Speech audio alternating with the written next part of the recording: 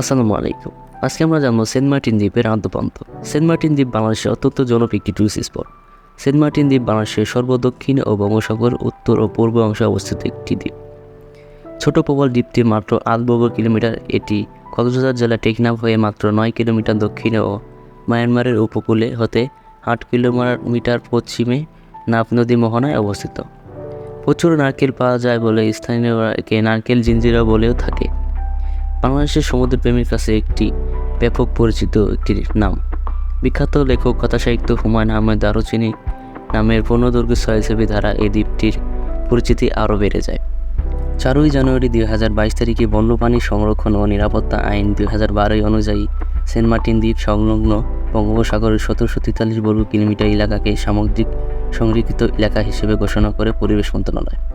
Saint Martin থেকে মায়ানমারের দূরের অপুষ্ট পাহাড় বেষ্টনীকে প্রথম এই দ্বীপটিকে মানুষ শনাক্ত করেছিল তা জানা যায় না।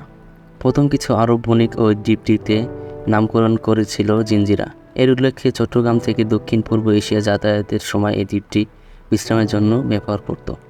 কালক্রমে চট্টগ্রাম এবং সংলগ্ন মানুষ এই দ্বীপটিকে জিঞ্জিরা নামে চিনত। 1890 খ্রিস্টাব্দের দিকে কিছু বাঙালি এবং রাখাইন সম্প্রদায়ের মানুষ এই দ্বীপটি বসতি স্থাপনের জন্য আসে।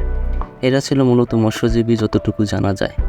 প্রথম অধিবাসী হিসেবে বসতি স্থাপন করেছিল 13টি পরিবার। এরা বেছে নিয়েছিল এই দ্বীপের উত্তর অংশ। কালক্রমে এই দ্বীপটি বাঙালি অধ্যুষিত এলাকা পরিণত হয়। আগে থেকে এই দ্বীপটি কেয়া এবং ঝাউবন ছিল। অসম্ভব বাঙালি জেলেরা জলকষ্ট এবং ক্লান্তি দূরীকরণের অবলম্বন হিসেবে প্রচুর পরিমাণ নারকেল গাছ এই দ্বীপটিতে রোপণ করেছিল। কালক্রমে পুরো দ্বীপটি একসময় নারকেলের গাছ প্রধান দ্বীপটি পরিণত হয়।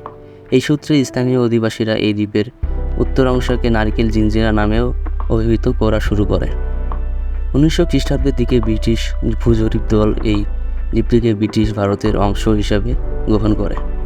জরিপে এরা স্থানীয় নামের পরিবর্তে খ্রিস্টান সাধু মার্টিনেসের নাম অনুসারে সেন্ট মার্টিন নাম প্রদান করে। এরপর ধীরে ধীরে অঞ্চলের বাইরেই মানুষের কাছে দ্বীপটি সেন্ট মার্টিন নামে পরিচিতি লাভ করে। চট্টগ্রাম বিশ্ববিদ্যালয়ের উদ্যাবিদ বিভাগের অধ্যাপক শেখ বখতিয়ার উদ্দিনের মতে 1900 খ্রিস্টাব্দের দিকে দ্বীপটিকে যখন ব্রিটিশ ভারতের অন্তর্ভুক্ত করা হয় তখন চট্টগ্রাম এবং তৎসংলগ্ন মানুষ এই দ্বীপটিকে জিঞ্জিরা নামে চিনত। দ্বীপটিতে খ্রিস্টান বসতি এবং কোনো গির্জা না থাকায় একজন সাধুর নামে দ্বীপটিতে নামকরণ সঠিক ইতিহাস নয় বলেই মনে হয়। তৎকালীন জেলা প্রশাসকের নামে দ্বীপটি নামকরণ করা হয়েছিল।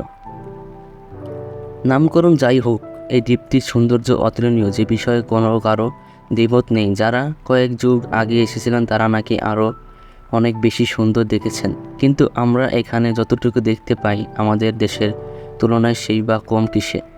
দ্বীপটির প্রতিটি অংশে পেয়েছি সৌন্দর্য উপভোগ করেছি কলাকৌলিতায়, নির্জনতায়, সাগরের গর্জনে, নীলায়, সবুজ পানিতে, ঝিরঝির কিংবা রাতের ঝোড়ো বাতাসে। মুগ্ধ করেছে স্থানীয় মানুষের ভালোবাসা।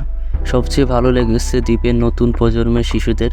পতেঙ্গা, কক্সবাজারের সুগন্ধি লাবণী ও কলাতলি বিচের বালুময় স্বচ্ছ পানি দেখে অনেকে নীল পানির খোঁজে সেন্ট মার্টিনে এসেছে।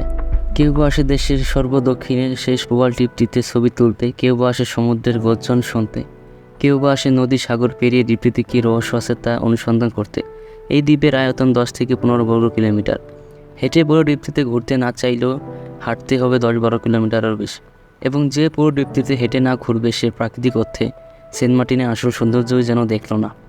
দ্বীপের উত্তর পাশে নারকেল জিঞ্জিরা, মাঝে দ্বীপের সবচেয়ে সরু স্থান গলাচিপ, যেখানে পূর্ব এবং পশ্চিম দূর সমুদ্রের গর্জন শোনা যায়, এবং সর্বদক্ষিণে সেরাদিয়া বা সেরাদ্বীপ যেটি বলেন, যেটি থেকে নেমে হাতের বাম দিক ধরে হেঁটে গেলে দেখা যাবে সমুদ্রের এক ধরনের রূপ। এপাশ দিয়ে ভাটার সময় হাঁটতে থাকলে সেরাদ্বীপ যাওয়া যায়। সাগর তুলনামূলক শান্ত থাকলে পূর্ব পাশের একটিটাকে, যেটির ডান পাশে বীজ ধরে মূলত সবাই গোসল করতে নামে। বাজারের আশেপাশে যেসব রিসোর্টগুলো থাকে তারা এই বীচের আশেপাশে ঘোরাঘুরি করে। এই বীজ ধরে পশ্চিম দিকে যেতে থাকলে কোনো দ্বীপের নাম নারকেল জিঞ্জিরা তার সত্যতা মিলবে। কুড়াল দ্বীপ নামের সত্যতাও যাচাইয়ের জন্য যেতে হবে পশ্চিম বিচে। ভাটার সময় পশ্চিম বীচ ধরে যত সেরাদ্বীপের দিক হাঁটা যায় তত বাহারি কোরালের দেখা মিলবে। বিশালাকার ক্ষুদ্রাকৃত অদ্ভুতকার বিস্ময়কর কি নেই এখানে। গলাচিপ সেন্ট মার্টিনের সবচেয়ে সরু অংশ, পূর্ব বা পশ্চিম যেদিকে বীজ ধরে যান গলাচিপার, আসলে আপনি অবাক হতে বাধ্য হবেন কেন তা নিজেই গেলেই দেখতে পারবেন। সেরাদ্বীপ হেঁটে বা সাইকেলে গেলে যে অংশটা জোয়ারের সময় ডুবে যায় তার ঠিক আগে আগে মাউন্ট গ্রেট বলে দেখা মিলবে যে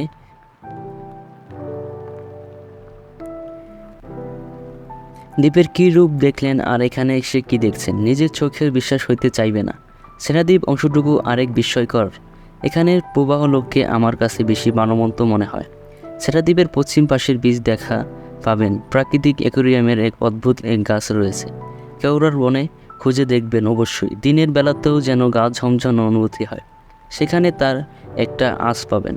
সেরাদ্বীপের সবচেয়ে আকর্ষণীয় দিক হচ্ছে শেষ মাথায় বসে সমুদ্রের ঢেউ দেখতে আর ঢেউয়ের গর্জন শুনতে অসাধারণ লাগে। মূলত দ্বীপ থেকে যার সম্মুখ আলাদা, অত্যন্ত আমার কাছে তা মনে হয়। আর যারা প্রচুর ছবি তুলতে পছন্দ করেন তাদের জন্য সেরাদ্বীপ স্বর্গ। কী কী দেখার আছে? 1. পূর্ব পাশের নারকেল জিঞ্জিরা, যেটি থেকে বাম পাশের বীজ ধরে হাঁটলেই পাবেন। 2. পশ্চিম পাশের কোরাল দ্বীপ। 3. জেটি ঘাট, সকালে সমুদ্র পানির রং থেকে অবাক হয়ে যাবেন আর রাতে জেটির সিঁড়িতে বসে সমুদ্র গর্জন শুনবেন। 4. গলাচিপা। 5. সেরাদ্বীপ। 6. পশ্চিম বীজ বসে সূর্য অস্ত দেখবেন। 7. জেটি ঘাটে বসে সূর্যোদয় ও ঘাটের নিচে লাইভ অ্যাকোয়ারিয়াম। 8. রাতের আবিষ্কার, আকাশে লক্ষ লক্ষ তারা। 9. সমুদ্র বিশাল, হুমায়ুন আহমেদের বাড়ি। 10. বিকালে জেটির বাম পাশের বিচে জেলেদের মাছ টেনে ধরা। তো গাইস, এই ছিল আমাদের আজকের ভিডিও। যদি আমাদের ভিডিওটি আপনাদের ভালো লেগে থাকে তাহলে অবশ্যই সাবস্ক্রাইব করে আমাদের সাথেই থাকবেন।